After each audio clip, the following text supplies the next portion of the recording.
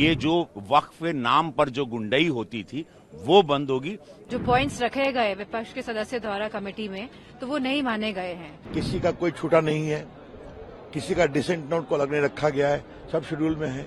ये जो बिल है इसका हम विरोध करते हैं। It is unconstitutional. विपक्ष को अपनी राजनीति करनी है।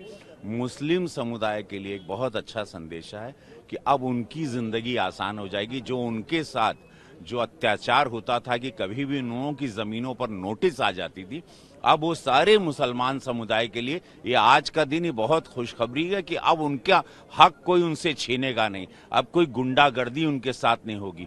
ये जो वक्फ नाम पर जो गुंडई होती थी वो बंद होगी। तो मुस्लिम समुदाय के लिए बहुत ही अच्छा दिन है।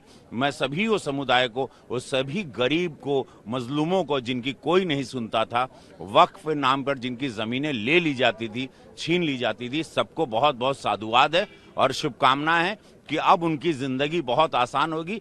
हक से और हकीकत के साथ अब उनकी चीजें उनके पास रहेगी, उनका पेपर उनके पास रहेगा।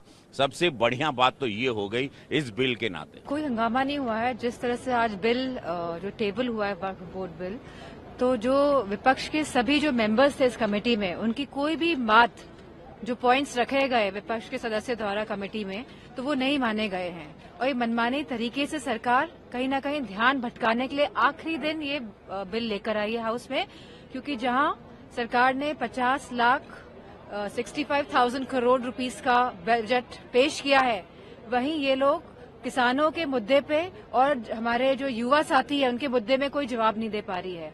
तो कहीं ना कहीं ध्यान भटकाने की राजनीति को देखते हुए ये बिल आज टेबल हुआ है और किसी भी विपक्ष मेंबर्स की बात में नहीं मानी गई है कमेटी में।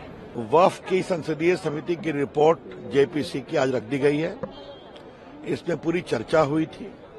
चर्चा होने के बाद ये मानस आया और आज राज्यसभा में भी स्पष्ट किया गया किसी का कोई छूटा नहीं है, किसी का डिसेंट नोट को अलग नहीं रखा गया है, सब शेड्यूल में है।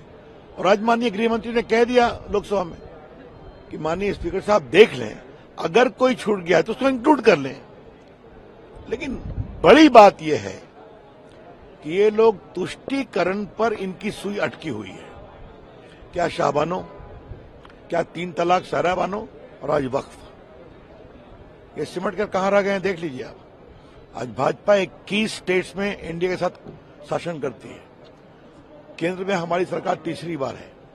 वो बार बार हारते हैं, जनता सफाया करती है। तो ये बिल अब चर्चा में आएगा, अपनी बात कहें।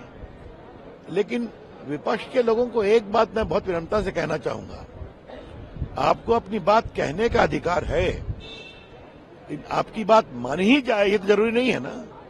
अगर आपको अपनी बात मनवानी है जनता से वोट लेके आइए, मेजोरिटी में आ जाइए। जिस तरीके से सारी कार्रवाई कमेटी की हुई उसमें भी पार्शियलिटी की गई, उसमें इंडिपेंडेंट तरीके से सारे जो भी इनपुट्स थे उनको इंक्लूड नहीं किया गया। तो ये जो बिल है इसका हम विरोध करते हैं। It is unconstitutional and it is against the rights of minorities in this country.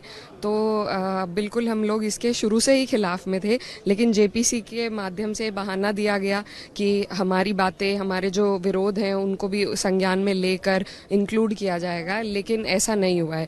कई डिसेंट नोट्स जो एमपीज के हैं, जो लोग जेपीसी में थे, उनको एडिट करके इसमें डाला गया है और जितनी भी उनको चिंता थी उनको ठीक तरीके से रिजॉल्व करके इंक्लूड नहीं किया गया है। So there was no point of the JPC. जिस वजह से जेपीसी बनाई गई थी वो वजह को पूरा नहीं करती है। तो जाहिर सी बात है हम लोग सभी लोग, पूरा विपक्ष इस अनकॉन्स्टिट्यूशनल बिल के विरोध में है। न्यूज नेशन अब व्हाट्सएप पर खबरों के ताजा अपडेट के लिए न्यूज नेशन के इस क्यूआर कोड को स्कैन करें।